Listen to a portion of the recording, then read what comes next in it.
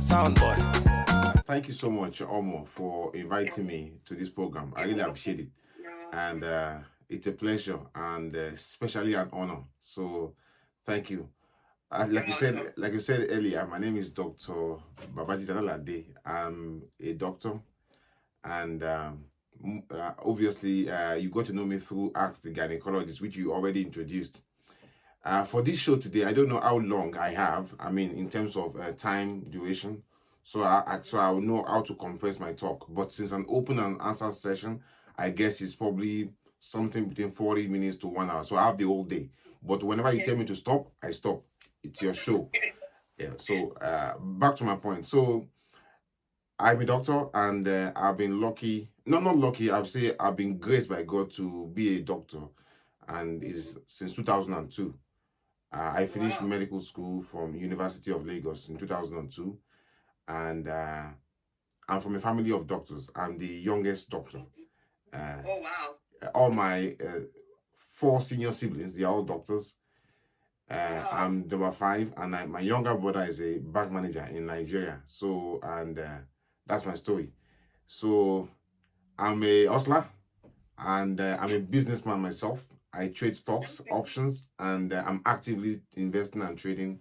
And it's what I do every day since the last 12 years. And I teach people too. And that's my hobby. So whenever I'm not doing medical stuff, I'm trading or checking the market. It's second nature. It was in about 2015 November that I started the Ask the Gynaecologist online. And then I was going through a major life crisis.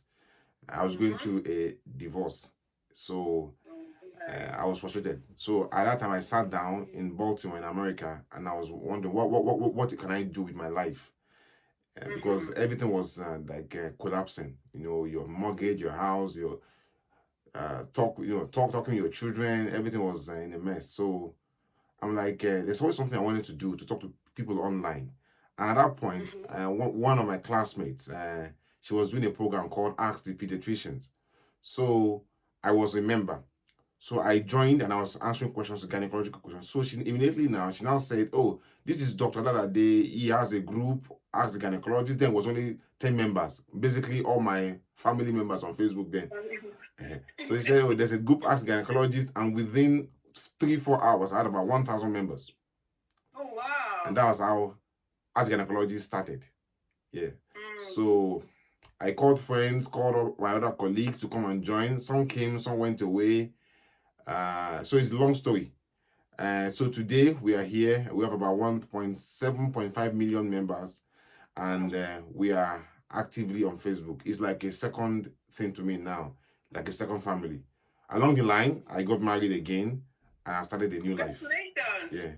So I'm grateful. Sometimes opportunity comes twice. Like we always know, if a watch is not working at all, it will always be right twice at any point during the day. So, true.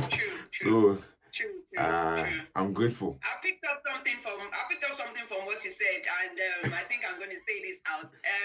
You see that there's enough space in the sky for everybody to fly. Yeah. Your friend, that was running her own program, she didn't think anything of it to introduce you and your platform, and that helped your platform to grow. So guys, there's no room to hoard information or hoard opportunity when you have the opportunity to. She's doing her own thing and you're doing your own thing, and you're both succeeding. So yes, that's a really good thing. So well done, and congratulations to you and your friend. That's a really good friend. Thank you. And the fact, it will amaze you that when we're in medical school, whenever we do any exam, it's either she's first or I'm second. So we're always tussling. So can you imagine? It shows you that there's no monopoly of good thing. There's no monopoly of bad thing.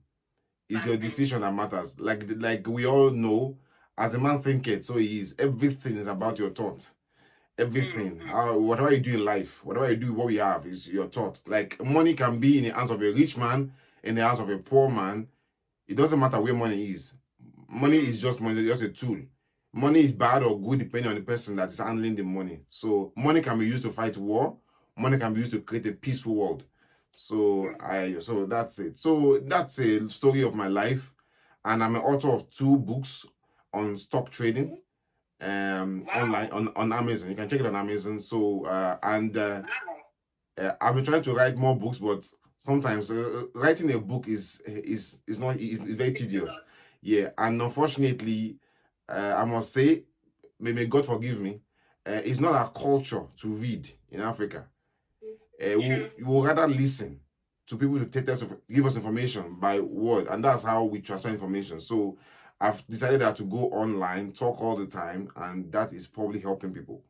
So this is my story, and as at now, for along the line, people want to do tests. They want to do blood tests for infertility. So we decided to create an ATG laboratory in Lagos. It's attached to my late dad's hospital, and we're just finishing our IVF center construction, which will be ready by June, July. We are ready now, but we are doing test runs so that we can serve people properly, to make it cheap and affordable IVF. And all this is privately funded from your pockets, you and your partners. By me, by the grace of God. Yeah. Wow, absolutely impressive. Absolutely impressive. Absolutely impressive. Well done, Doc. Thank you. Let me start that by saying, you've worked in the medical sector in Nigeria and out of Nigeria. Yes. How would you rate the health sector in our country, Nigeria? Thank you so much for that question. Health sector everywhere in the world, whether in America, which I've been to, I did a master's there, in UK or in Nigeria, it's money driven, it's capital driven. Mm-hmm. Every decision we make in healthcare, whether in America, in Nigeria, in UK here, even statistically, is capital driven. So in a sense that healthcare is important, but unfortunately, because of our economic situation and probably because of our beliefs, I'll say beliefs, I'm not saying faith-wise, just mind-wise, we don't really appreciate health system until things are very bad. Like me, I remember when I was when I was younger in Nigeria, I used to wonder, apart from gynecology, because my dad was a gynecologist, apart from gynae or surgery, what else do you need to go to the doctor for anyway? It was until I got to medical school that I realized that there are other diseases that are actually much disastrous compared to gynae. So basically, if you look at gynecology, you have to be healthy to have a baby. It's very in few cases that you're very sick, gynecological, maybe ovarian issues, ovarian torsion, emergencies like that. So there are other things. Unfortunately, in Nigeria, and look at Lagos. Lagos deserves to have at least 7 teaching hospitals, minimum. Lagos has only probably 2 or 3 teaching hospitals. Lasu in Ikeja, which is just newly created about 10 or 15 years ago, and Luth before I was born. I trained in Luth. In fact, most people in my class in Luth then, we all had the same age range. That means that our parents were doing something around the same time. So, but now they decided to create more general hospitals in Lagos now, which is overdue. So healthcare system in Nigeria is seriously underfunded, and unfortunately, the country is not assisting.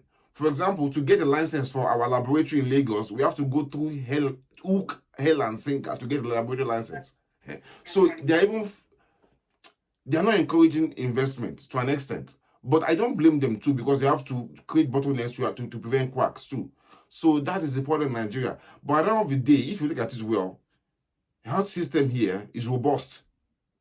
In America, it's robust, though expensive, but it's robust.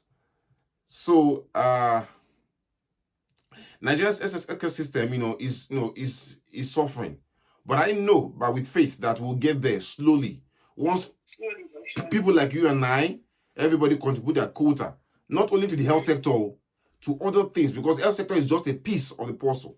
Transportation is important. The skills, apart from hospitals, we need people to work there. Skill set, research, okay? And so everything goes together. It's like a whole body network. So, these things it's not just a government initiative, but human initiative as well. Yeah. That's nice. That's nice to know. You talked about a gynecologist. When people hear gynecologist, I think automatically their minds just go to baby, baby. What other should we say fractions are there to that field of medicine? Okay. Just like the stock market, in medicine, in medical world, we have different areas. For example, to care of the children, pediatrics, care of the elderly, geriatrics, issues that affects like what we say internal medicine, diabetes, problem cholesterol, stroke and all that. Gynecology, which ups and gynae, oncology, which deals with cancer and all that.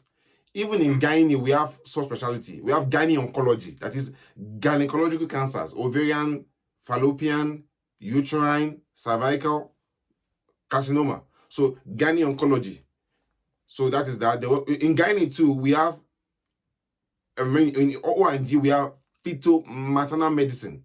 Issues are issues bothering baby and mom before baby is born.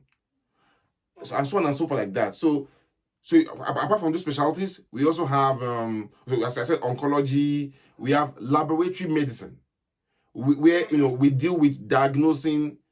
For example, now if you take a blood sample, urine sample, sample from my sputum to laboratory to diagnose disease. So so it has to be prepared in laboratory, or maybe autopsy. They take tissue samples from a person. They want to know the cause of death, and so on. So all this is what we call laboratory medicine. Or pathology, so those are areas, okay, and they have subspecialty too. We also have radiology. So under radiology, we have intervention radiology and so on and so forth. So they are like that, yeah. Okay, so I think this will take us to my very first question. I'm going to be taking questions from the comment section, but I think these are, I will start my first question. And so when people come and say they have low sperm count, or they have underperforming ovaries, or what is the what is the immediate medical solution to this kind of issue? Thank you so much. It's your last part of question that is the most important. What is the immediate medical solution? You see, a lot of people, we want the doctor to do magic. We're not magicians. We are like police officers in some respect. So someone comes to me, that person has a low sperm count or no sperm in their semen. First of all, is that possible? No sperm in the semen? Of course possible? Wow. Oh, wow. Yeah. This is the first time I'm hearing of it. Okay. Yeah. So let me explain this way. Now, this water is a semen. The pap that the man releases is semen. But inside the semen, there are things there. Fructose that gives the sperm energy to move and to enter into the sweep in the vagina, womb, and all that. So if someone has a low sperm count, the person could be still releasing semen, but there could be nothing in the semen. It's azoospermia, nothing. Nothing. Yeah, the person is like shooting blank bullets. It's not. It will push the person down. The person will wake up again. It's blank. That is azoospermia. So, when God created this car from the car factory, everything is sorted. So if somebody has no sperm in their semen, what is wrong? The first thing is that there could be a genetic defect. There's a syndrome called Klinefelter syndrome, XXY syndrome. That person is so tall, is so lanky, and the person is suffering from a syndrome, XXY. The person has no sperm at all. So it could be it could be a genetic problem. Another issue could be that the person is producing semen, but the exit, the seminiferous tubules that leads the testis out, the semen out to join the urethra, the penis, because there's a separate pathway for semen in the prostate area. There's another one for the urinary. So they all link. It's like the trachea. So there's a link between the stomach, esophagus, and trachea outside too. The same thing too, there's a different pathway inside. So the semen area has to come and join the urethral pathway to come out. So there could be a block there from infections like gonorrhea, chlamydia is damaged it. The same way too, where a woman's tubes could be blocked too. So that could happen. So the person is producing sperm, but it's blocked. Number 3, the person may have had previous surgeries before, maybe hernia surgery, and they've damaged some complications. That tubus has been damaged. It can happen. Some people, maybe around 50, 60 or so, they might have operation to remove their prostate. And because if you do operation to remove prostate, it's usually a blind procedure. They might have damaged the seminiferous tubus. So that person is having what we call retrograde ejaculation. The person after sex, they go and pee, the sperm will not just come out. Okay, so all this can cause that, yes. So if someone comes to me, no sperm, I want to first of all see their report. Okay, it could be a low sperm count. It could be no sperm. Whatever be the case, I want to repeat the result. We don't just go by one result. I want to repeat it. So I'll say, okay, take some medications, like vitamins, Proxid, Adizoa, basically they are all supplements. So, and also tell the person to stop smoking. If they are smoking, stop alcohol, regular exercise. Regular exercise boosts your testosterone level. So I give the person all this basic information.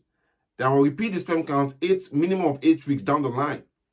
If the sperm count goes back to normal, fine. If it's still 0, that means I have my conclusion. No need to waste time. If there's no sperm count at all, I want to do hormone profile for the man. The same way we do hormone profile for the lady in infertility. Yes. So hormone profile, I'm going to do FSH and LH. These 2 hormones, just like the way it's produced in the woman as well, comes from the brain, the anterior pituitary gland. Don't worry about that. It's a small organ in the brain, basically. It produces the hormones. So the hormones goes to the testicles, and say testicles produce sperm. So there's an assembly line of different sperms at different stage of production. So some in primary 6, some in primary 1, some in nursery class, some in kindergarten. So the hormone tell the industry line, produce sperm quickly. So they produce the mature. Now, so if I test this man for those 2 hormones, and that person has a normal level, that means that person is sending signal from the brain to the testicles. Probably the testicle is not responding. Or maybe the testicle is responding and is blocked. It's not able to get it out because there is damaged door, or the tap is damaged. You can't open the water. So, okay, well, fine. In that case, I want to do testicular aspiration to go and aspirate the sperm there. And if I get good sperm, I get it to fertilize the woman. IVF, straight away. TESA, PESA, so on and so forth. We call it TESA, testicular sperm aspiration. TESA. Yes, don't worry about that. PESA. So we use it in IVF. But if after I've checked this hormone, the hormone is low, for example, so it's very high. For example, today I was talking to a couple. The man's FSH is in 60s. What it means is that the brain is sending signal to the testicles. Testicle is not responding. So the FSH keeps going up. It's like you're trying to push a car to start in Lagos. One person joins, the car is not pushing out. But I say, can you come and join me? 2, it's not pushing. Hey, Bataille, come and join me. 3, after everybody in the society join it, but the car is not moving. You say, stop, you don't move the car anymore. So the car is damaged. The same thing too, once the hormone is getting high, 60, 80, 100, that means that the testicle is not responding. The brain is sending more messengers. Push. After a while, the brain will give up, say, oh, it's not answering me, Jerry, but you don't tire. So what it means is that the testicle is not responding anymore. So in that kind of a case, it has to be sperm donor. Yeah. But the good thing these days is that, at least in Lagos now, in Nigeria now, people are donating sperm and egg willingly. Well, cash motivated though. And yes, I was going to say. So these issues, they are now much easier. And where will you get a pool, a good gym pool of black people? It's Nigeria now, anywhere in the world. So, so that issue is solved. Yes, people will say, it's not my baby, it's someone else's baby. Well, the most important thing is love, to share love to the baby. It doesn't mean whether it's genetically yours or not. So some people have their baby on their own, through their own genes, and they're not nice to their baby anyway, to their child anyway. So at the end of the day, it's love that you share to the child, or you experience with the child, or with the person, that is most important in life. Thank you. Thank you so much. So much information packed in there. Wow. I will be taking questions along the line just so that I don't miss anybody's question. Somebody has asked if there is a blockage. So where does the sperm go to? So if there's a blockage in, like you said, where does the sperm go to? Okay. It stays there. It's still there. It stays there. And after a while, it will degenerate and goes back to God. Wow. Great. So if it goes back, doesn't it then cause some sort of it will generate discomfort, or it will generate, we call it apoptosis. From the day we are born, we start to die. So, and it's in every cell in the body. From the day the organ is created, start to die. It's a cycling process. So once it's not being used, life recycles it back into the system. It degenerates. We call it apoptosis. Wow. Let's talk about vasectomy. I've been wanting to ask this. Please tell us, what people don't know about vasectomy, because there seems to be a lot of misinformation, and I think people are just scared for a lot of things that they don't know. So please, what is the deal with vasectomy? Okay, thank you so much, Omar, for that question. Vasectomy is a straightforward procedure, okay? Basically, is to sterilize the man. It's the same way to where it's similar to when we separate the tubes, okay? We cut off the tube, separate it, and the person is sterilized. By the way, I've got one of my colleagues here, my classmate. He's a consultant gynecologist as well in UK here. I won't mention his name, but I was my colleague, so I have to give the person kudos. Thank you, my guy, for being here. We're classmates. He's a consultant now in Birmingham, in United Kingdom. He knows who he is. I won't mention his name, but thank you, my dear brother. So basically, there's nothing wrong with vasectomy. Okay? The purpose of vasectomy, the only purpose of vasectomy is to basically to sterilize the man. Okay? It's very easily done. In China, we did all the time there. It's a popular thing because they have one or two type policy now. So it's very easy. Under local anesthesia, we just inject a particular area on the testicles, and a small tiny cut, snip, and we extract the other tiny vas deferens. We tie it off, cut it, and that's it. 30 minutes is done. And rarely do you have pain. We give some injections, some painkillers. The person has a swelling down below for about 2 days, and it's gone. So what we do is that we separate the connection in a particular tube called vas deferens. So we separate it.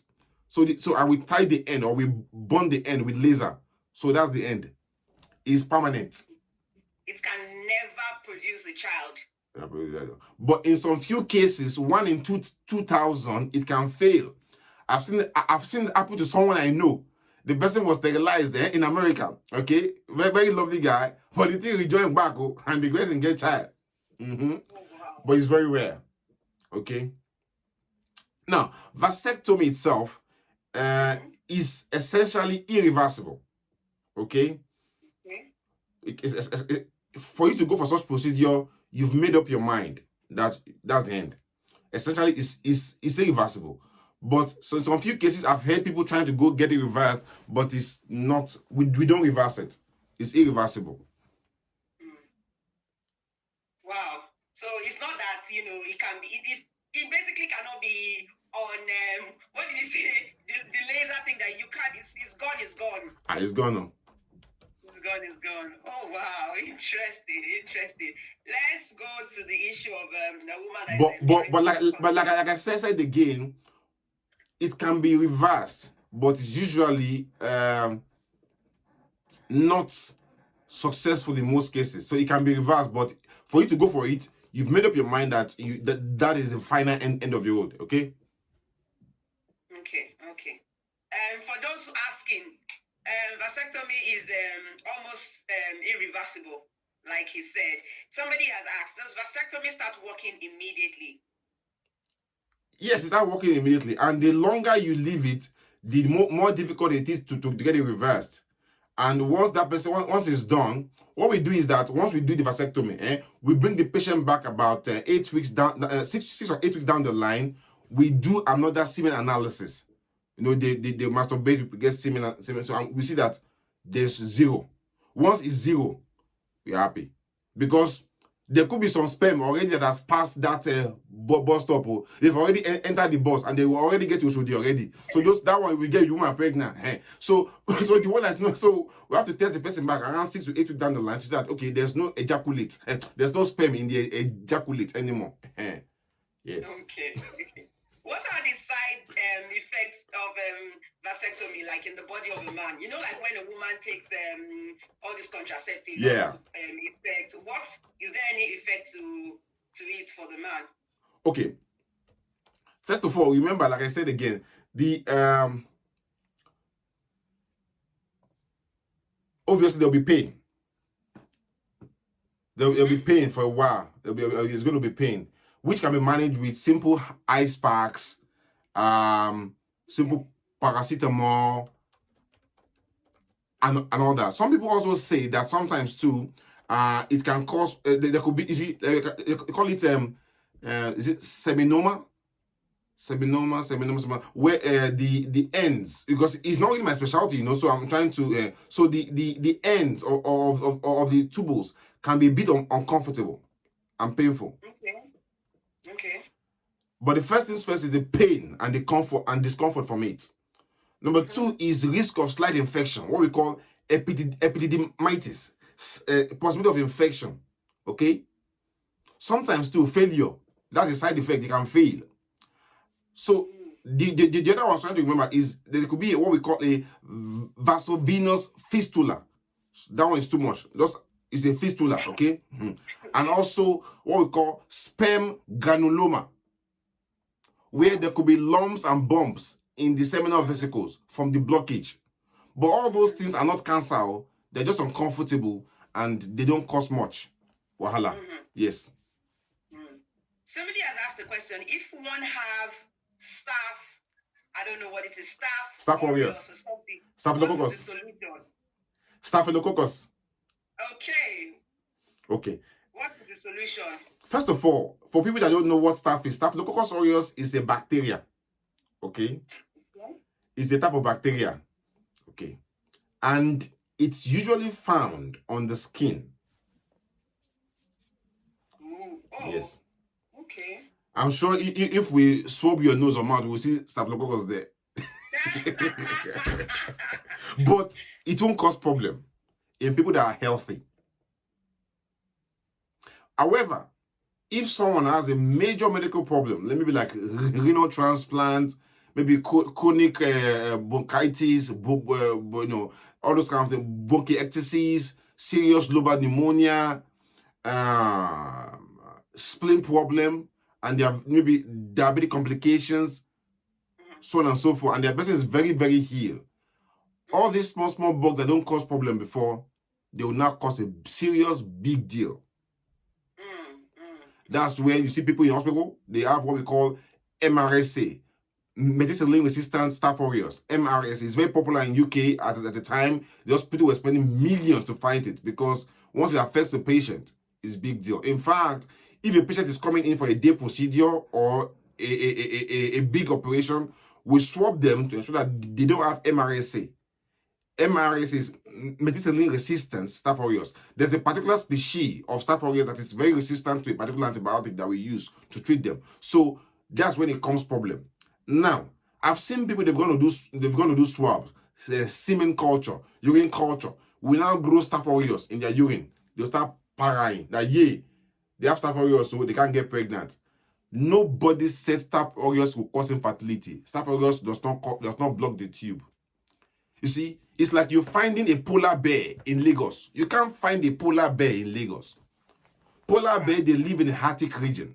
Okay, they don't go wandering in the tropical forest. How can you find Staph aureus in the vagina? They don't live there. So when people go and do swabs, they don't say, "Oh, they found Staph aureus in my vagina. Hey, it's causing fertility. Yay, mogbe bodano." It's not the problem. Usually, whenever they're taking swabs from vagina, they'll probably use the swab to touch the hair, all those nice, lovely, shiny hair in the vulva area. Vulva is vagina area. So they touch it there, and maybe on their way in with the swab, on their way out. And they do grow Staph aureus. They say, "Oh, they can't find anything. They can only find Staph aureus." The person will start that here, Staph aureus. So it's not the problem. So Staph aureus will not cause infertility. It won't cause blocked tube. No. It's just a contaminant of your sample, whether urine, HVS, or semen analysis. Thank you. You're welcome. Somebody said, does it affect sexual performance, loss of interest, or enhanced performance? I think this has to do with vasectomy. Oh, thank you. Vasectomy does not affect performance, nada. In fact, it's even good. You take away the fear of getting your girlfriend pregnant, and you can carry on. I'm just joking. So once the fear of getting a woman pregnant is out there, maybe some men will perform better. So it does no complication with performance at all. It takes away the fear of getting your wife pregnant, or maybe so it's a no. The answer is no. It doesn't affect it at all. Thank you so much for that. Let's talk about contraceptives for women. Thank you. We know that there are the implants, the coil, and all that. Please talk us through, the best of them, or should I say, in order of how will I say, effectiveness. Okay. How would you, place them? First of all, there's no best contraception. There are different options that works for different people. That's number one. Number two is that even the same one that is working for a particular woman might not work for her at a time or at some point along her reproductive life. Yes. But if I would choose the best contraception, it will be copper coil. And it's because if you look at everything, all the side effects, all the contraindications, the one that has the least contraindication is most effective, whether as an emergency contraception, for emergency, for those that do quickie, mistakenly, or for long-term contraception. And with people that have other medical problems, we now revert back to the old school method, copper coil. Now, how do we decide which one is good for a woman? The first thing is that if a woman wants contraception, she goes to YouTube or Facebook or Google to check which one, or ask her friend, my sister, which one are you using? So, but that person will give you their own story based on their own story. See, what led to the doctor or to them to choose the particular option with the doctor is based on their own story, their ability to use. Some people now, they will forget taking pill. They want something else, maybe implant. So it depends on that person's lifestyle, medical history, or preference too. Okay, so all these things could affect, or availability of the chosen method. All this will affect. So, in terms of contraception, after copper coil, the next best one is abstinence. But that is not possible. If it's abstinence, I will not be here. You will not be there. So abstinence is not possible. Abstinence is a joke. It's a joke. Abstinence will kill my business. So, now, let's now go to other options. And then we'll just go through them briefly on how to choose which one suits you. We have the hormonal types, okay? The Mirena coil, which is the hormonal type. We have the progesterone only combined types, okay? So the progesterone only, these are the combined pills which you take for 21 days, 7-day break. So those ones contain estrogen and progesterone in different mixtures. So some will contain high progesterone, some will contain low estrogen in different combinations. So there are different types. There are plenty as as books on my shelves. We have the progesterone only, which could come as pill, like Cerazette and so on and so forth. Depending on your location, they have different brand names. So we have progesterone pill, which you take for 28 days consistently. We also have the progesterone only implant where you put on your non-dominant arm, very secret there. We also have the we have the coil, the Mirena coil. This one, we put it in the womb cavity. Okay. It's also progesterone only. Progesterone only is called, the progesterone inside is called levonorgestrel. So that one is like that. We also have the patches where people can put on their tummy or on their thigh. Patches are combined. You change them every 21 days or so. Okay, so they all come in different sorts. And we have another one with this injection, when you get the injection, it's also progesterone only every 3 months. There's another injection type, the one we get every 8 weeks. So depending on your lifestyle, like for example now, if I want to give contraception to a girl that is 18 years old, that I'm sure that she'll be having sex anyhow, I won't give her coil. The coil is good for her, but because the coil I will have a thread, that will be a lovely rail track to travel for any infection, to travel from Lagos to Kano straight away. So I will not give a young girl that I'm not sure that but if a woman that is married wants contraception, she's in a stable relationship, copper coil or marina is okay. Then the best one, which you said is the best one, for example, as per your question, is copper coil. Copper coil is almost similar to this, but the copper coil on the stem, this is the exact size of the marina. This is the exact size of marina coil. Tiny. Okay. The copper coil has no hormone on the stem. So it's just like this too. Some copper coils too, they're like their stem, the T is like a curve. They stay there. So that's basically about contraception. Now, we also have the emergency contraception. Okay? The emergency contraception is whenever maybe somebody wants to have sex mistakenly during their fertile window and they are afraid that they don't want to carry belay for this particular guy. So they want to go to hospital. Doctor, it don't happen, no. Okay. Let the doctor know what happened. Because we don't like secrets. We're like police officers. We need to know if you have sex within a certain period. If it's within 72 hours, we have Postinor, which we give, okay, to prevent. Now, if it's more than 72 hours, if it's less than 5 days, but after 72 hours, we can give copper coil. Or we can give copper coil if it's at least if it is less than 5 days, less than 75 days. We give copper coil. It will prevent implantation. Now, what people now do is that they now use that contraception for emergency. They use it as their permanent contraception. It's dangerous. The reason that it's an emergency contraception for a purpose. It contains very high level of estrogen and progesterone to do the action, stop the pregnancy quickly. So it's not low dose, sustained. Some people know Nigeria, we like shortcuts. We want to use that Postinor as our stable contraception. They only use it whenever they have sex. So that I'll use it only when it's emergency now. It's dangerous. You're running having high level of estrogen, which can increase the risk of blood clots in your system. And can also disorganize your menstrual cycle as well.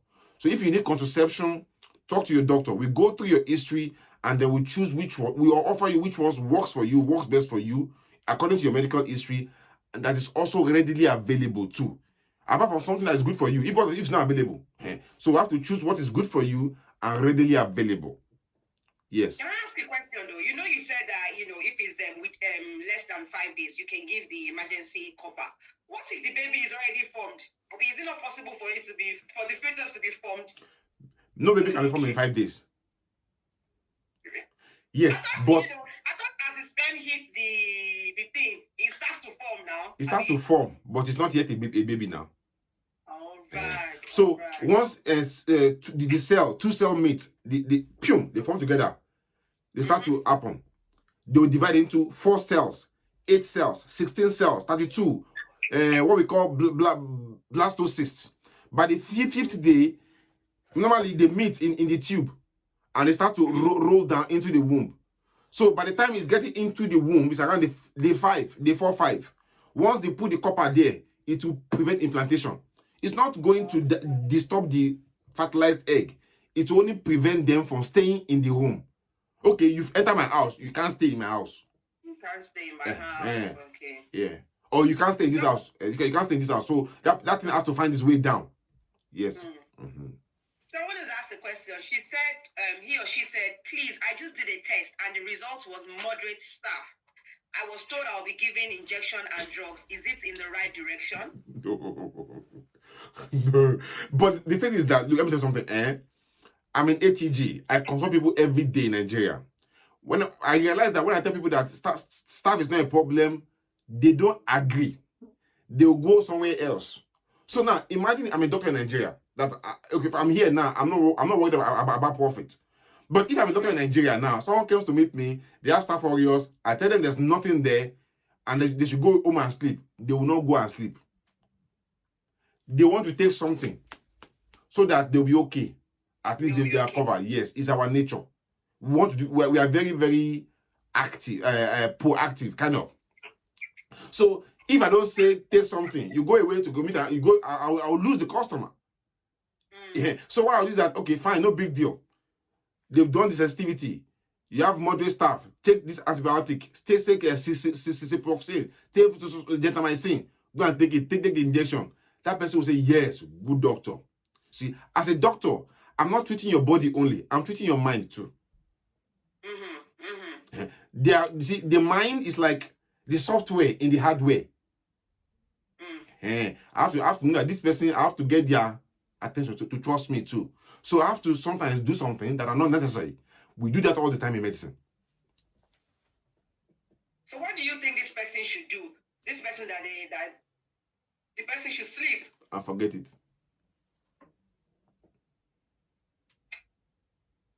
I'm not.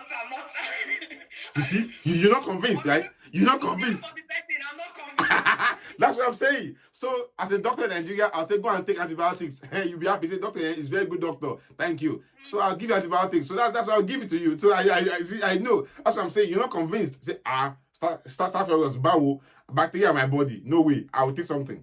That's it. That's what I'm saying. You don't agree now. So, I'll give you antibiotics. So, whoever the person is meeting for life, Dr. Gine said you should go and do what? That's sleep. So please, what are the things that causes infertility? You know, the things that we do unconsciously. Okay. First of all, you'll be amazed that people don't have sex when they're supposed to, as they're supposed to. Yes. It's amazing. See, we are all jiggy. Once we marry, it's as if they put the embargo on sex. And after that, that's where sex is supposed to start. Marriage is licensed for free sex. But when the married people stop, they say they think it's over. That's when it's supposed to start. I've seen couples trying to get pregnant. You say, ask them, how often do you have sex? Once in 6 months. Are you joking? You're looking for a job, you put your CV in your pocket. You only take your CV out every 2 weeks. You want to get a job? You want to get a job? You want to have, maybe you're having sex only once in 3 weeks, once in 4 weeks. You should be having it anyhow, anywhere, on hourly and on demand. Number one cause is not having regular sex. That's number one thing. Trust me. It's amazing. Somebody said ovulation period. Yeah, some people say they only have sex during their ovulation period.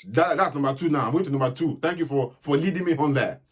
You see, according to the Royal College, okay, first of all, in a woman's menstrual cycle, from day one of your bleeding, that's the first day of bleeding, to the next bleeding again, that's your menstrual cycle. It could be 28 days on average, or 29 days, or whatever. Okay. There's this pattern, there's this part of it called your ovulation day. Your ovulation day. Some women will go and do the test to see if it's 2 lines, okay? They do they're checking for the LH hormone. When the LH hormone will surge, they get the 2 lines. Yes, it's time to go and meet Oga. It's time to do baby dance. It's okay. Now, this is also what we call the fertile window. The fertile window ranges from about 3 days before ovulation to 2 days after ovulation. On average, about 5 to 6 days. Now, if you're having sex only during your ovulation day, you're only giving yourself 40% chances of getting pregnant, unfortunately. Oh, wow. Yes. So according to Royal College, okay, the best thing is to have sex regularly, every 2 or every 3 days, okay, whether you're ovulating or not. The only time you're free from sex is during your period. However, some people love having sex during period, though. That was their own problem. But for the purposes of getting pregnant, sex during period, it can be escaped.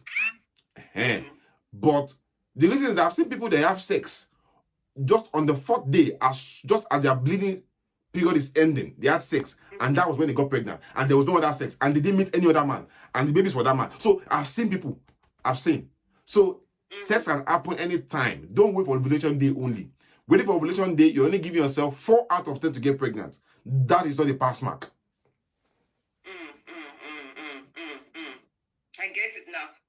Those of you in the comment section, session. I can see you. Please send your questions in. All of you that have been asking questions behind closed doors, please send your questions in so that the doctor can, So, I've heard that, when women are pregnant, they give them folic acid. You should take folic acid regularly. How good is folic acid for a woman who is trying to conceive? Thank you for that question, my sister.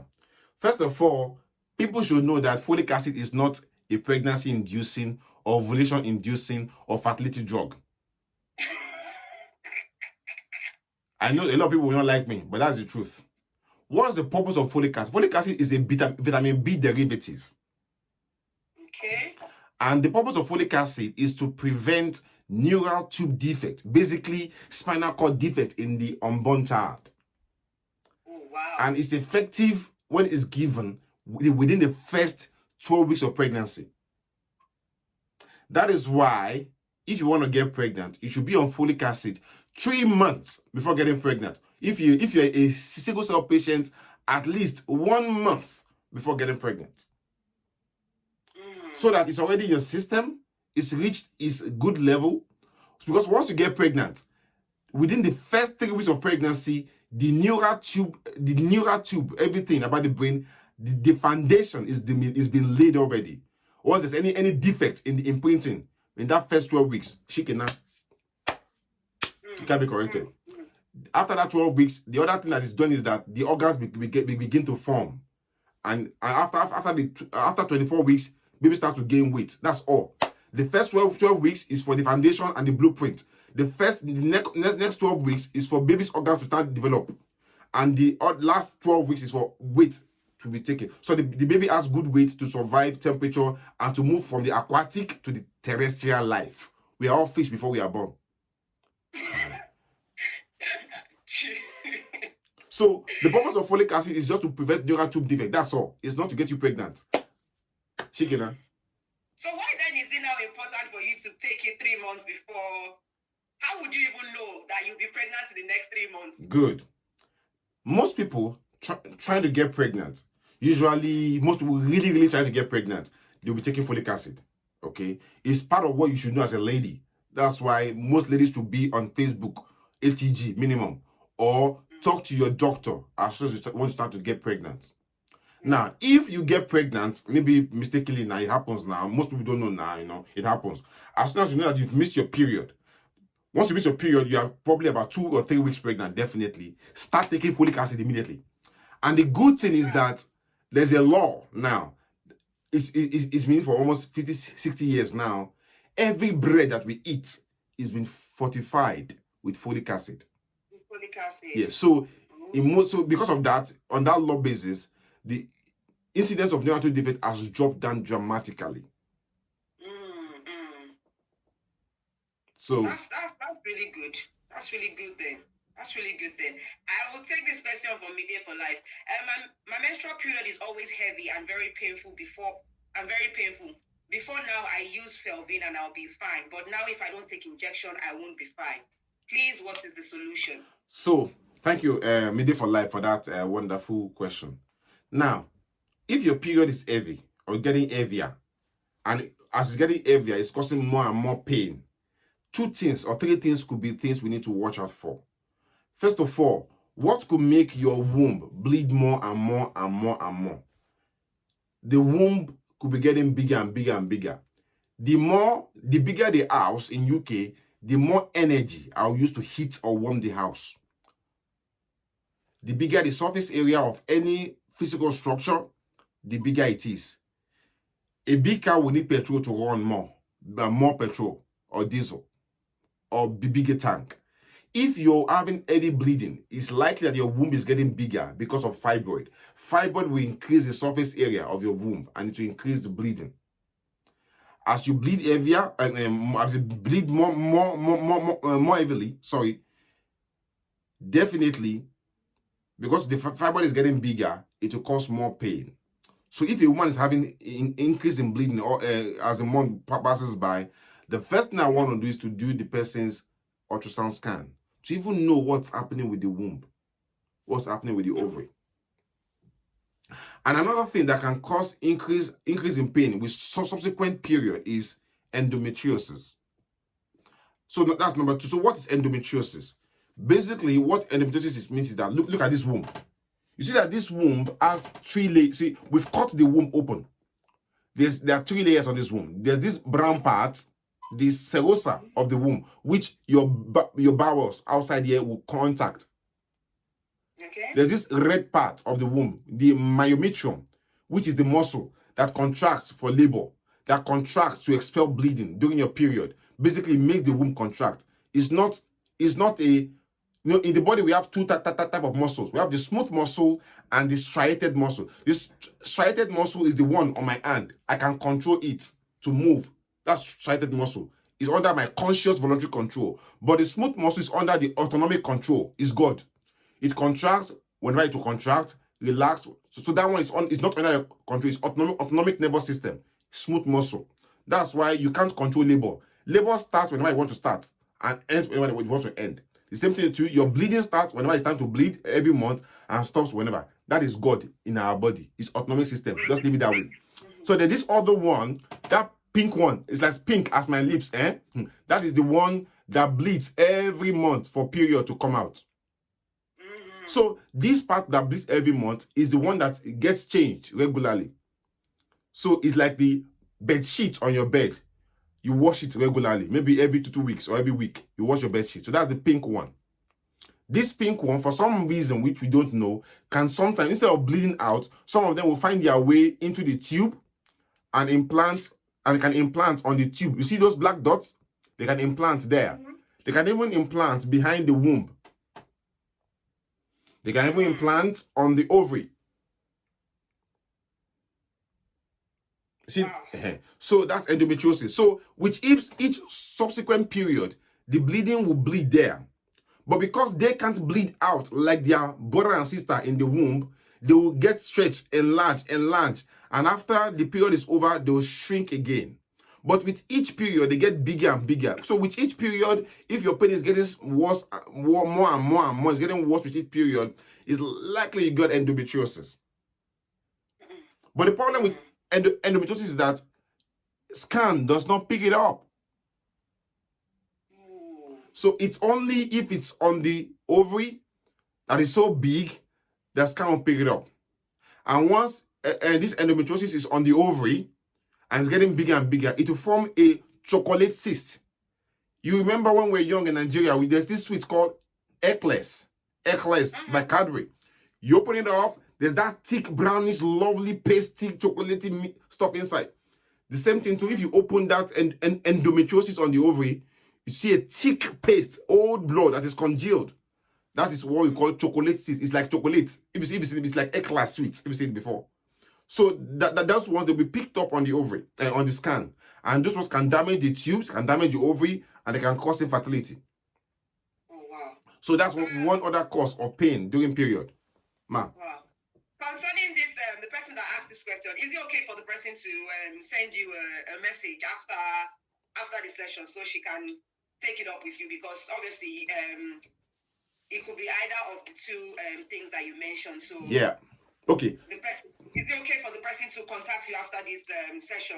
Yeah. Take it from them. The person can contact you, and you can give the person my number. Okay. Right. But the person should follow my instruction. I love organization. In your first message, just put you are from Omo Live on Fame Network. Okay. I will know you. Otherwise, I won't answer because I get almost 50 messages every day or 100. So it can be difficult to sort it out. Once I know where you are from, it's easier for me and I will remember what we discussed. So follow the instruction. Send message to Omo. She'll give my number. On your first message, just say you are from Omo Live on Fame Network. That's okay. I'm happy. Go ahead. All right. Thank you so much, Dr. Jide. This question is from Sheikh Saul. What is the treatment for varicose and hydroelectric in men? I don't know what that is. Hydroelectric. I don't know. Varicose. Maybe varicose veins.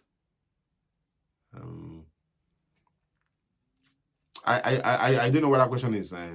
Please, Mr. Sheikh Saul or Miss Sheikh, can you take the question? Please resend the question so we know what you mean exactly. If you repeat the question properly, properly, then I'll ask it again. So there seems to be a couple of questions around fibroid in the comment section. So someone has said, fibroids, 1 in 5 women have fibroid. How true is that? And is it advisable to remove fibroid before or after childbirth? It's true that fibroid, about 3 out of 10, it's not even 1 in 5, 3 out of 10 black women will have fibroid in their lifetime. It's our issue as blacks. Caucasians too do have fibroid, I've seen, and when they have it, it's very bad too. It can be very, very nasty, but it's much, much commoner amongst people of black skin origin. Now, fibroid will not stop you from getting pregnant in most cases. Now, remember, I was talking about this womb. Fibroid could be outside here, touching your bowel inside, could be within the wall, the red part, or could be inside in the cavity. So depending on where the fibroid is, it will depend on which operation we'll do. If fibroid is outside here, or sometimes within the wall, we can open you up or 2 key surgery to remove the fibroid. If fibroid is in the cavity of the womb, we have to go from down below through hysteroscopy to resect the fibroid. So that's fibroid. Now, it depends on location. So the next question is that, okay, should you take it out before childbirth or after childbirth? It depends. In most cases, whatever fibroid you have, once you start to get to age 45, 50, it starts to shrink because your progesterone from your ovaries starts to diminish. Your estrogens from your ovaries start to diminish. So, and these are the energy that feeds the fibroid, this hormone, estrogen especially. Since it's depreciating after that age, fibroids will shrink. So the treatment of fibroid will depend on your age. Number 2, your future reproductive plans. Number 3, what options? We have many options, okay? So it depends on where the fibroid is. And the last thing, obviously, which includes your medical problems, because if the person has issues with their lungs, we can't operate them because they have other medical problems. We have to avoid it. The last one will be definitely depending on what you want. Some people, they just want to know what's wrong with them, and they're happy. They say, I'm okay. Just okay, at least I'm not dying. This was it's okay. It's okay. Don't worry, I'm okay. So now, when do you take out fibroid? If, for example, you finished having your baby and you have massive fibroids, 10 centimeter fibroid as big as my head, best is to take out the whole womb since you finish having your baby. Okay, if you finish having your baby. Okay. So that's that. So however, if you've not finished having your baby, or probably you've not had a baby before, and I'm finding a fibroid as big as my head, from you can have hair. So imagine this is your normal womb size. Imagine having another head attached to this one. That's going to be uncomfortable. It's going to make sex uncomfortable. It's going to make even ordinary eating uncomfortable. You eat small, you're already full.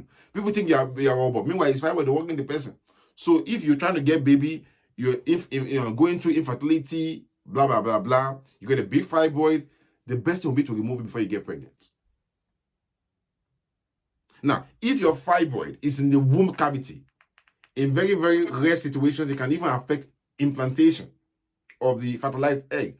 For such cases, if your person is trying to get pregnant and there are fibroids in their womb cavity, I'll suggest we take it out even while they are trying. That could be the only thing they need. That's out and they get pregnant. So it depends on that person's circumstances.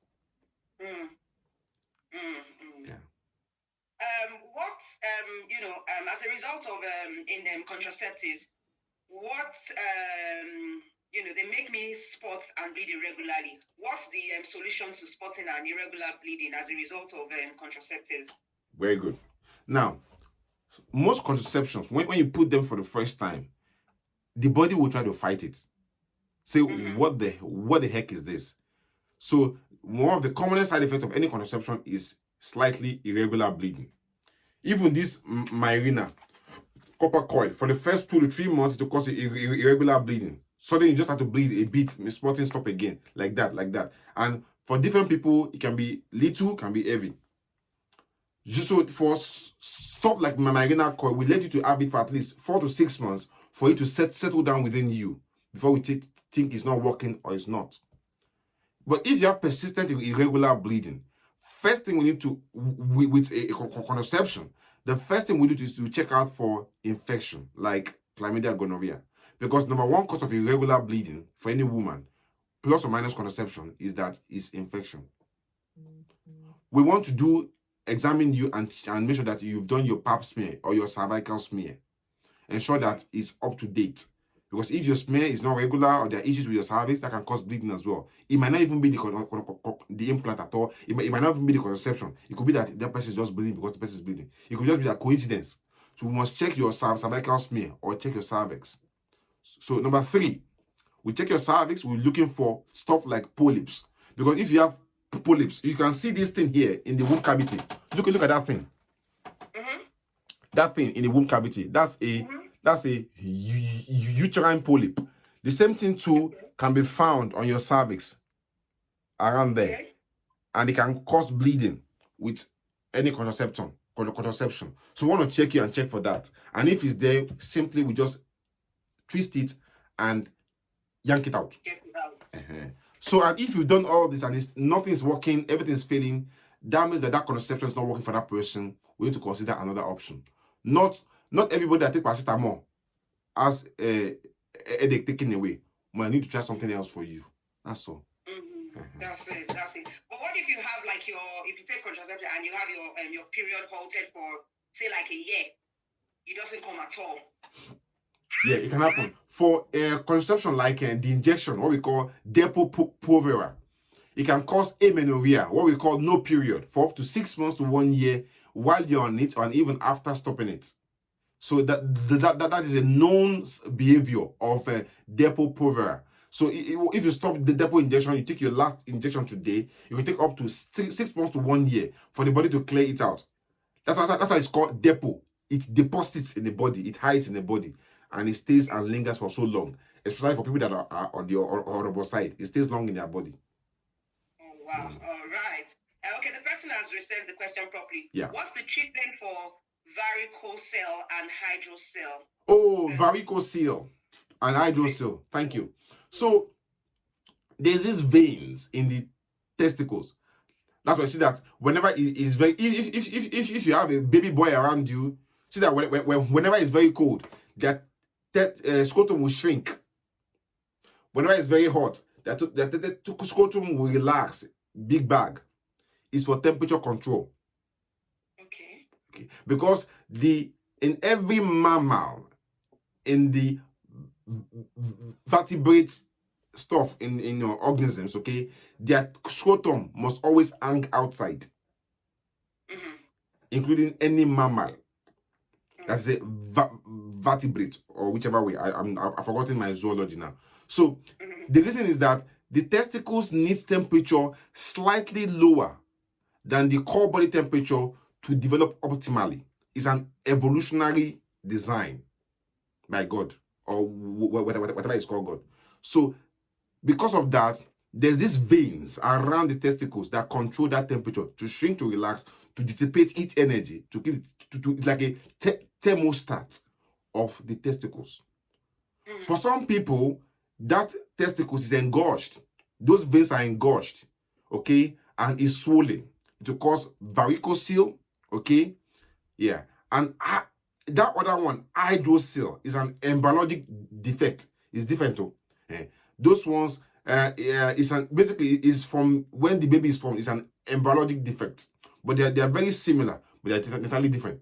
So if the person has varicocele, we do what we call varicocelectomy to repair the veins. There's a way they do it under urology. It's not my specialty.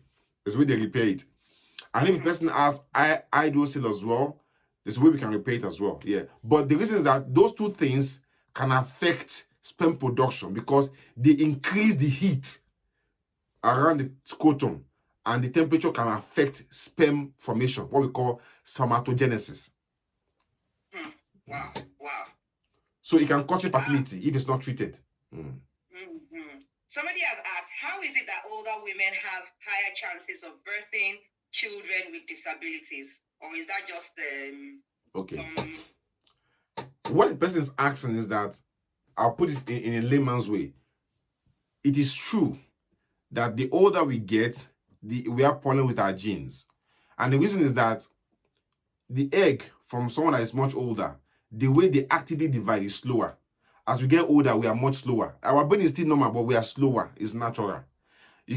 I can't be jumping the way I'm jumping now when I'm 60, except they've done something to my body, except I'm lying with my age. So the way the cells from the eggs or sperm, when they combine and divide, is much slower. The spindles, because something we call spindles in the DNA, they are slow to divide. And because they don't divide well, the genes are not as sorted well. What will be 80 will not be 80. What will be high will not be high. Mouth will not be mouth. They will move to where they're supposed to move to. And the system is like, oh, this is not working well. Miscarriage. Or if it escapes the miscarriage pathway, it becomes a baby. You can have malformation. Now, I'm not saying that every woman that is old will have a malformed baby. I'm just saying that they have higher chance of having malformed or deformation or defect in the baby. For example, people that are much, much older, then when they get pregnant, they also have increased risk of having babies with Down syndrome, for example. Okay? And so on and so forth. But the good thing as well is that if you get pregnant at much, much advanced maternal age, you are much, much likely to have twins too. So nature balances things. It's always a coin, two sides. To a coin. Okay. Thank you for that. I will take this question. What is the actual cause of cold sore on the lip? It's herpes. Every person that has kissed or that has been sexually active has been exposed to herpes. Okay. What's this? You see, so that's it. That's the actual cause. And that's why whenever you're maybe having malaria, you're a bit unwell, you see some small bubbles at the angle of your mouth. Those things are already there.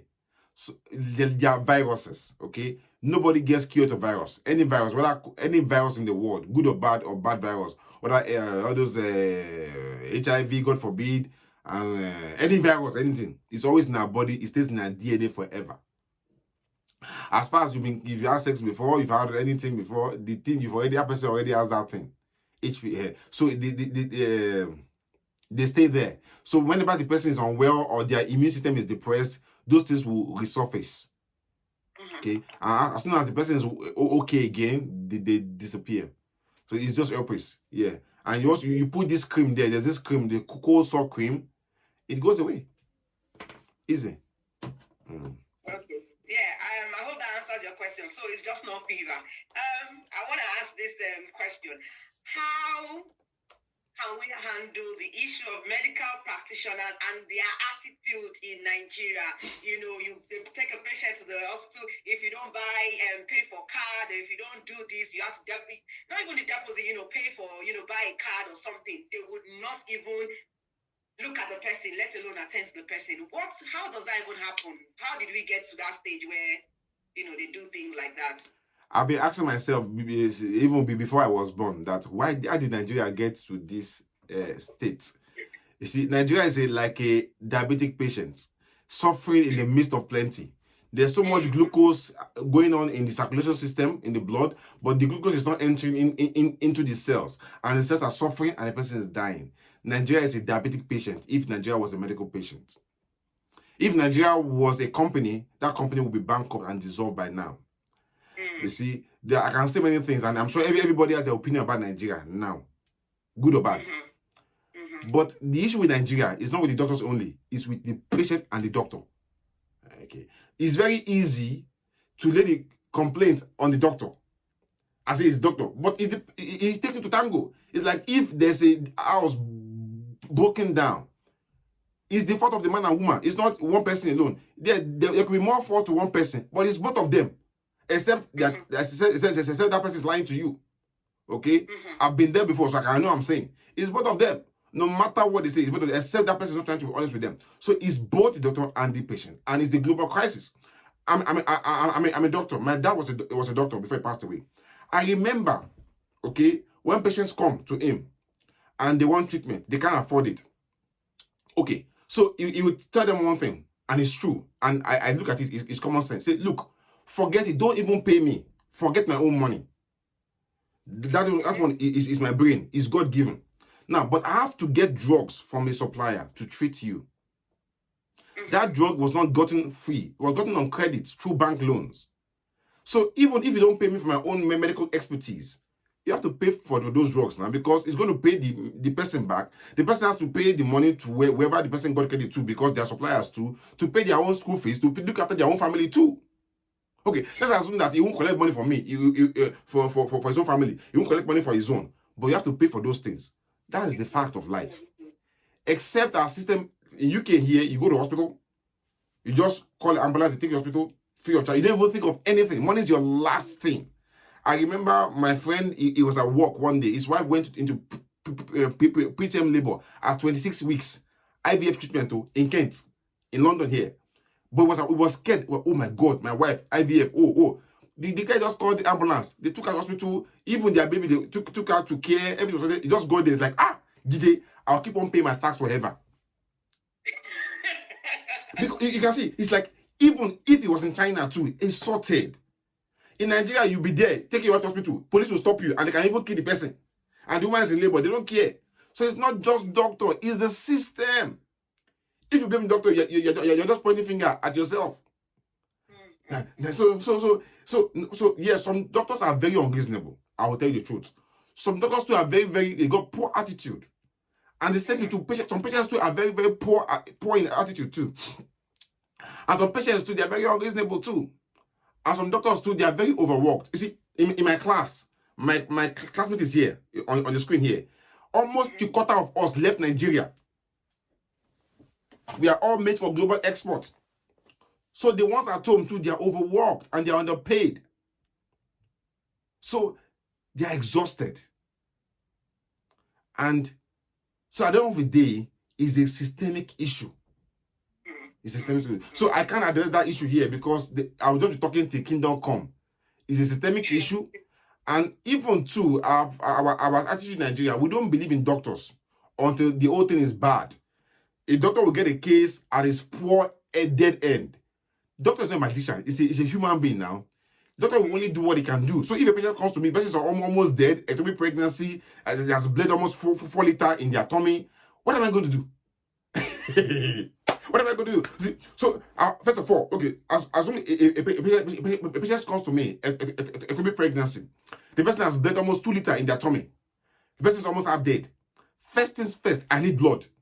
I need at least 3 pints of blood to keep the woman alive and her kidneys functioning. Alive. Yeah, of course now. So where will I get that blood from? It's not money. Okay, one, I need fluids to go through.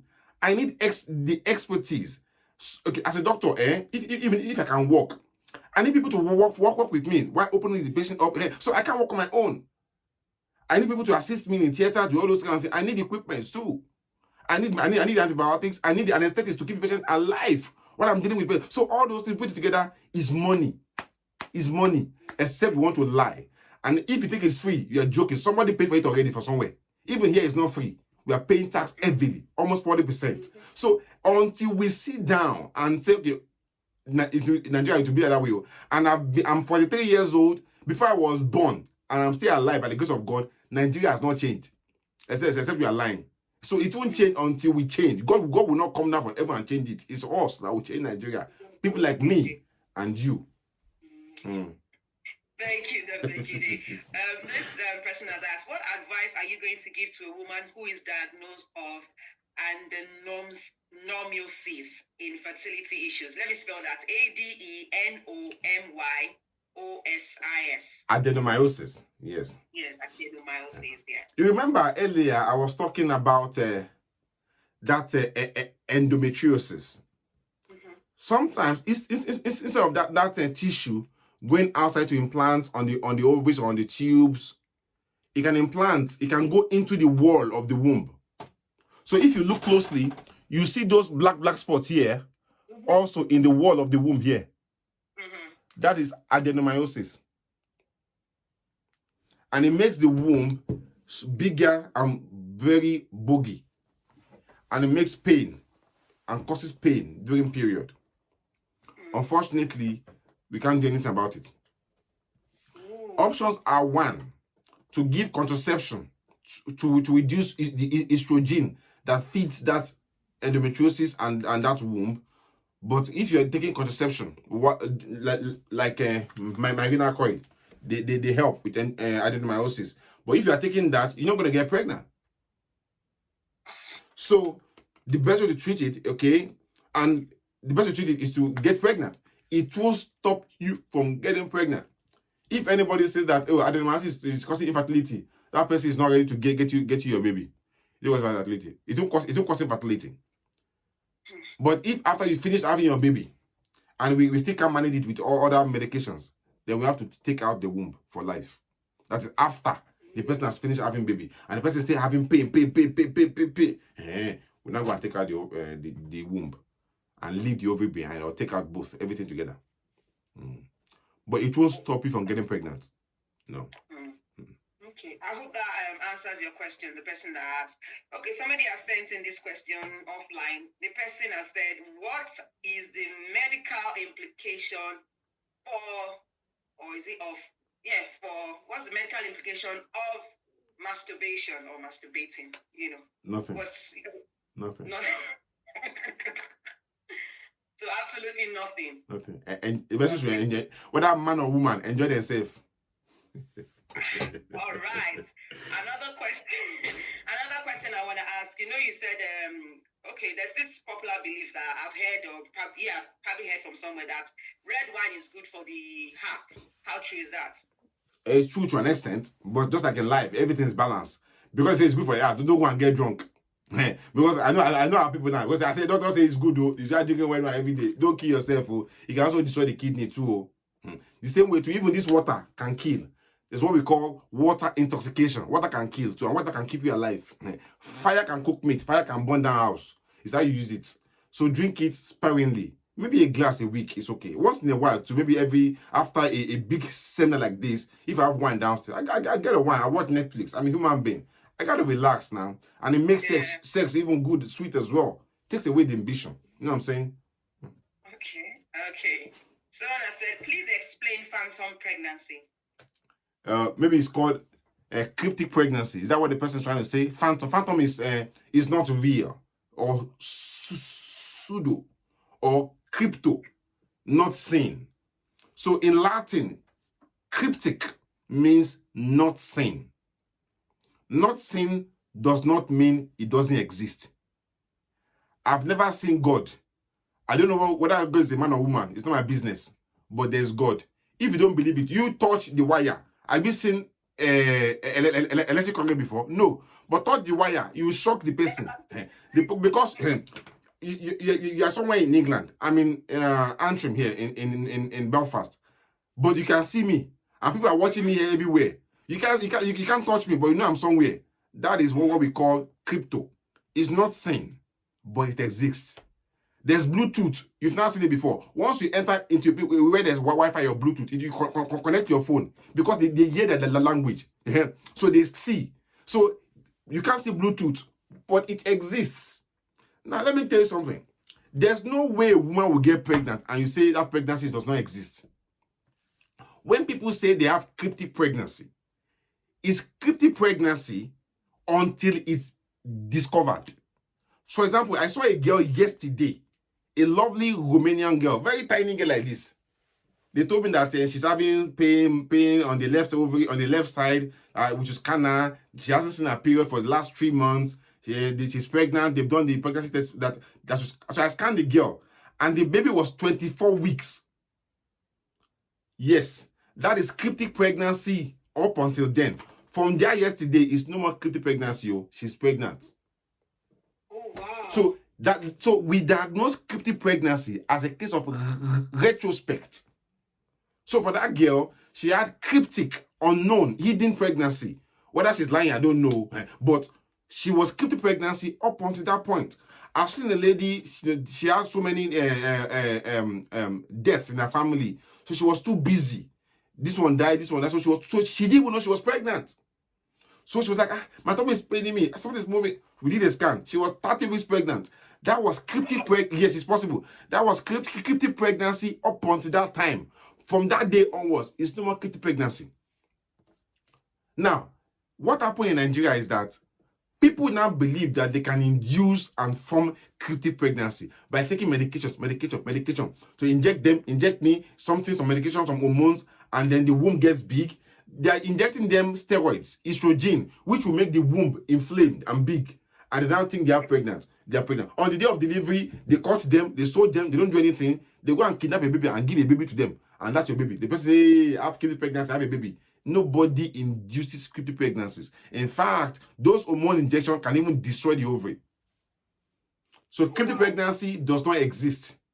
It exists only in the medical world, not in the way Nigerians are talking about it. Phantom pregnancy, pseudo pregnancy. They want to induce cryptic pregnancy. No. Wow. Thank you for that clarification.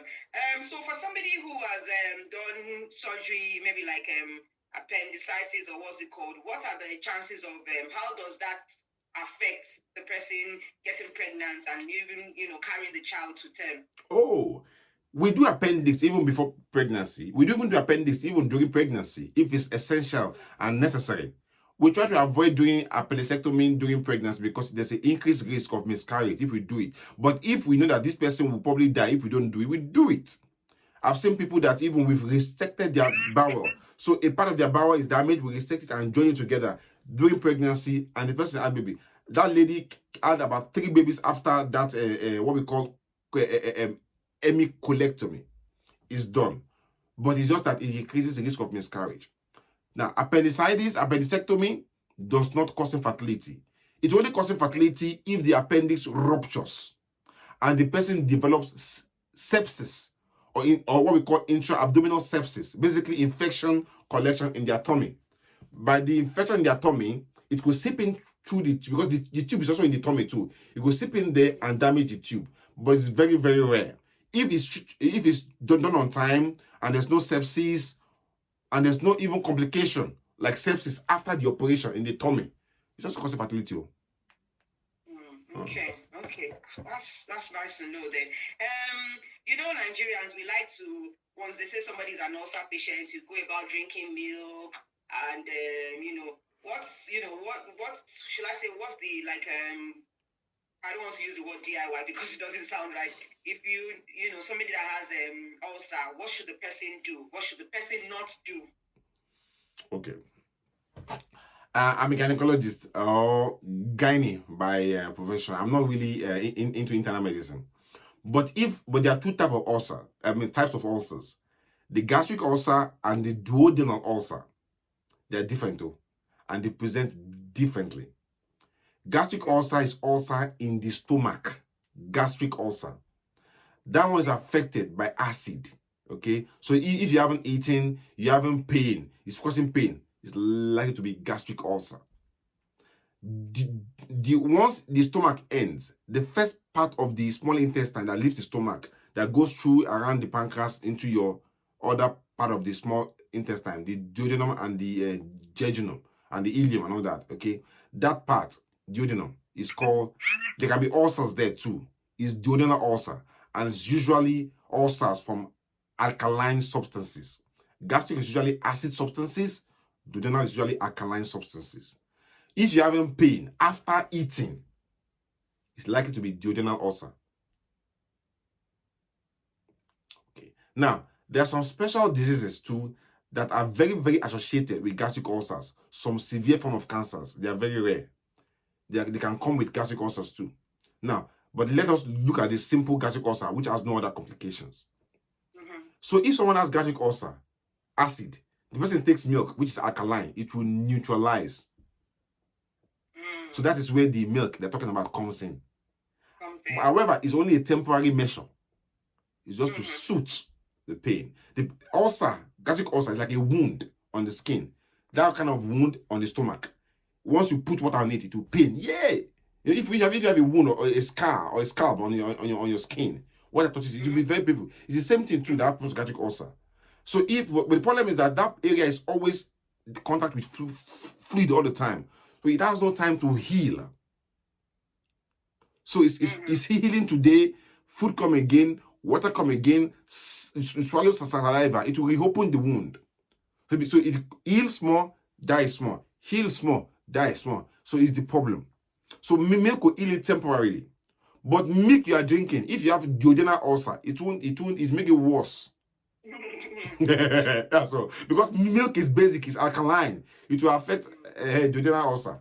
That's the bit I know. Isn't there a more permanent solution to it? No. We can only manage the symptoms of gastric ulcer. Once it's there, we can only manage the symptoms.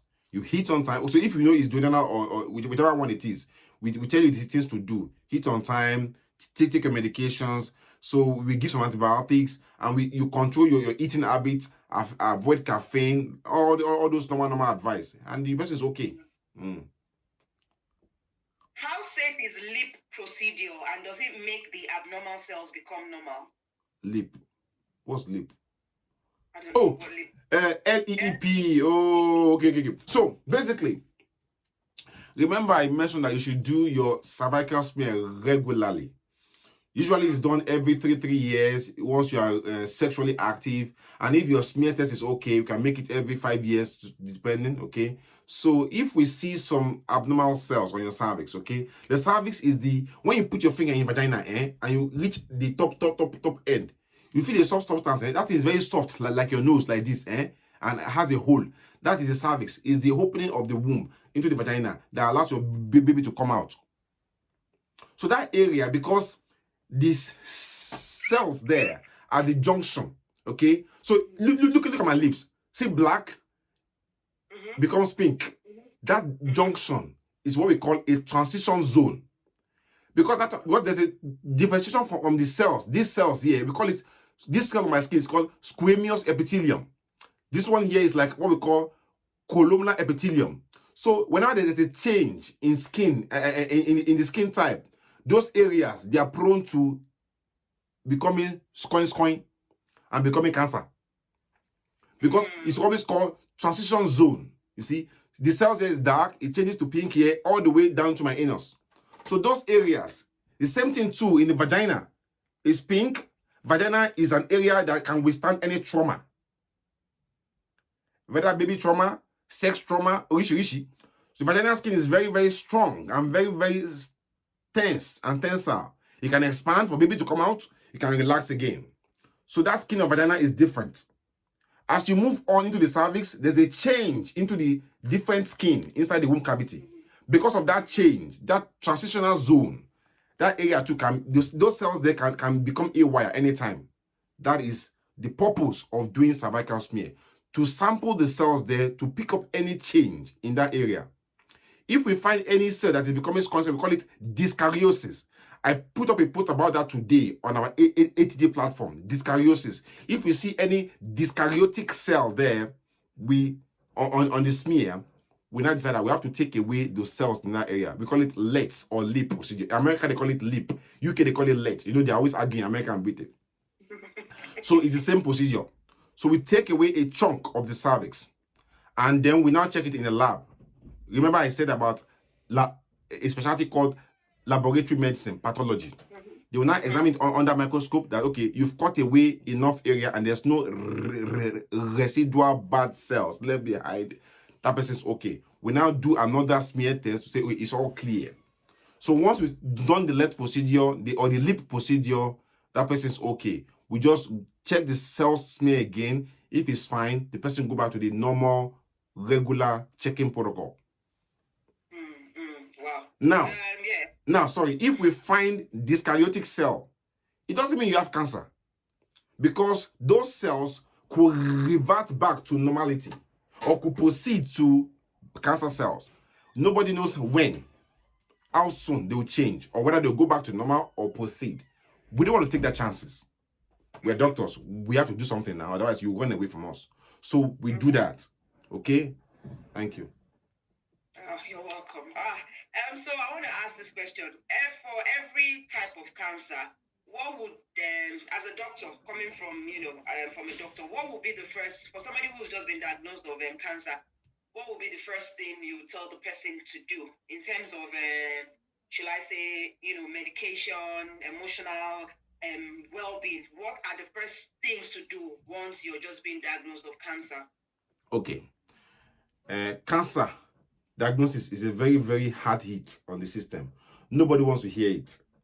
So if we find cancer, okay, in a patient, first of all, you know the patient. You know them. Some patients don't want to know anything. Okay? They want the the barest information. They don't want to know anything. They hate bad news. So you know a patient, you know what they want to hear, how they want to hear it. Okay? You tell them, do you want somebody to be with you? Because the result here is not very good. Okay? And I have to go through things with you slowly. I can go through it in bits. Some people, they want information given to them slowly in bits at different, maybe a day or two.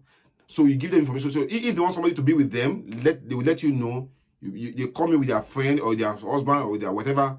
You give it, tell it to them, because when that person hear cancer, that person, his brain will go away. They won't hear anything again. It's a dark world. But their friend, their spouse, person with them, will be able to get more information.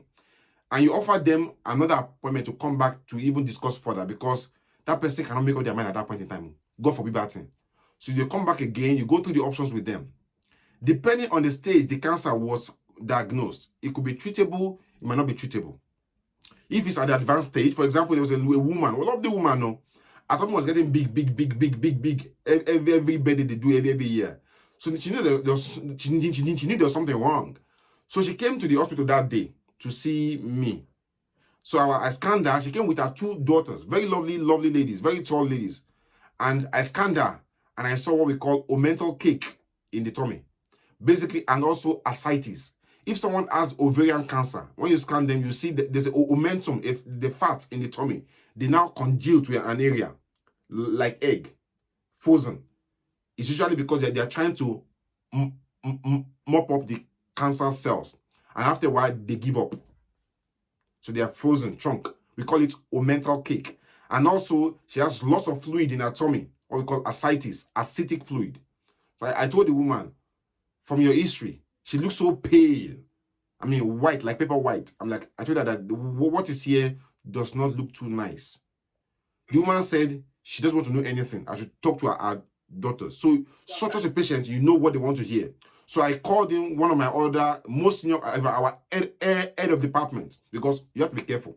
Yeah. So the way you say things, here. Yeah. So I called the man in. The man, sometimes, there's a way you talk to the patient, like Ajasa. Some people, there's a way you talk to her. So the man came in, spoke to the family. So we decided to do biopsy to confirm our suspicion. Every cancer must go with what we call tissue diagnosis. Cancer can be suspected, but it must be confirmed. Whether by some test, blood test, or tissue diagnosis, we take a biopsy, or we take some fluid from that tummy, we test it, because those fluid will contain some suspicion of those bad cells. So, and it was confirmed that the woman had cancer, ovarian cancer. So it depends on what the patient wants to know, what we know too. We don't know everything too. And what the person wants to know, we now give the information in bits, concisely, with support. We also have to provide support for them, because some people, they go and commit suicide. You have to offer them support too, and confidentiality too. So, and it goes on and so on from there. That will be it. Thank you so much, doctor. Before I let you go, if you were to give, say, like shall I say, like a note, a small sheet of paper, like for healthy tips. Basic healthy tips for men and women, what would it contain? So let's start with the men first. What men should know, basic health tips that men should know about themselves. So before I say it, I'll give a quick preamble. Okay. I tell people all the time, we are made up of 3 things. What we inherit from our parents, our genes, we can't change it. Okay. What we eat, so where we live, where we live. In most cases, you will change your location maybe 2 or 3 times in your lifetime. I'm not saying moving from Lagos to Kano. I'm saying moving from London to Lagos, America, Brazil, China. So Kano, Lagos, they're the same environment, to be honest with you. So most people will they'll change a location maybe 3 or 4 times, maximum 4 or 5 times in their lifetime. But what we eat is what we can change easily, often. And in fact, what we eat is influenced by where we live, and it also influences how our genes turn out. If somebody is carrying a gene for diabetes, but the person is controlling their diet, the person will have diabetes. So the number one thing I'll give on this note, for after giving all the other explanation, is that What you need most important in your life is what we eat. We are like plants. We eat everything from the soil in different ways. What you eat is the most important thing for your life. And what you eat is not just what you eat in your mouth, what you consume, smoking, alcohol, everything goes into what we eat.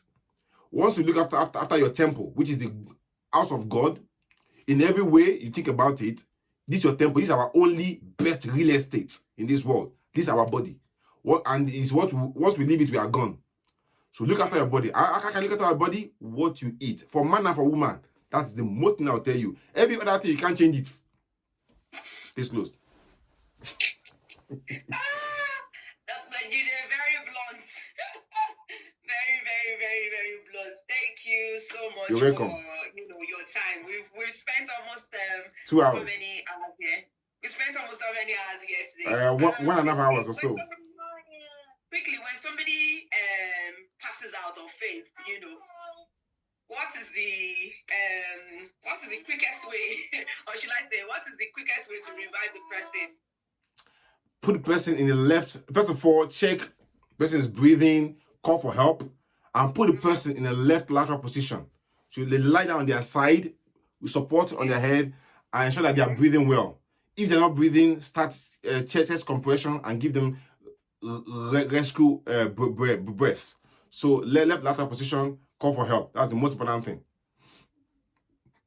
Okay, sorry, one more question before I go.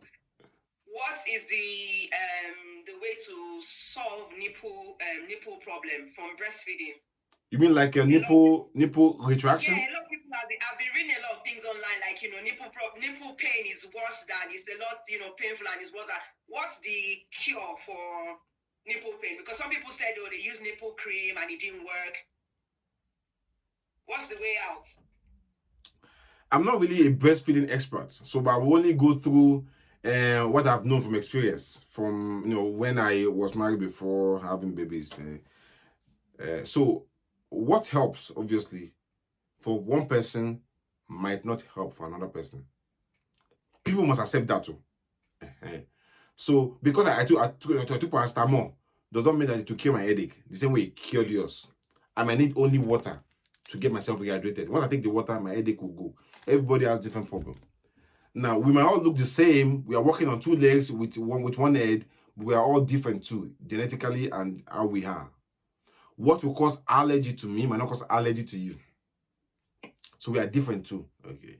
Now, some people, okay, the way they feed their baby could be the problem. So try and change the breast. Change the side or alternate. Some people, because they are left-handed or right-handed, they've used one particular breast more. I've noticed that. Yeah. So you have to consciously change and alternate. Number one. Number two, whenever your breast is engorged, try to express, whether by the pump or whatever.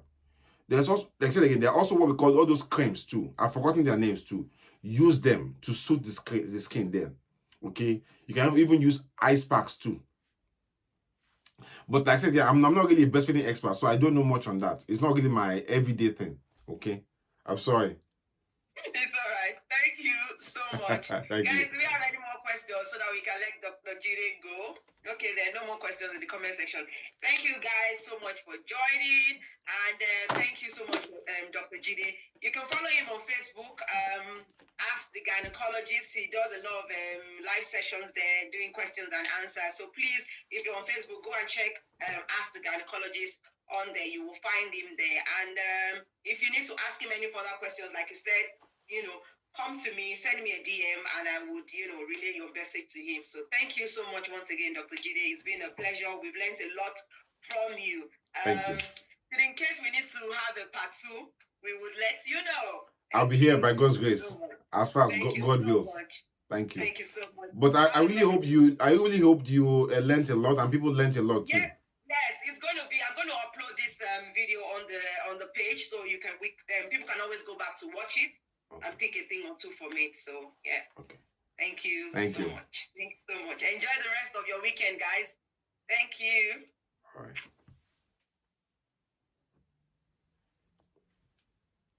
Thank you so much. Thank you.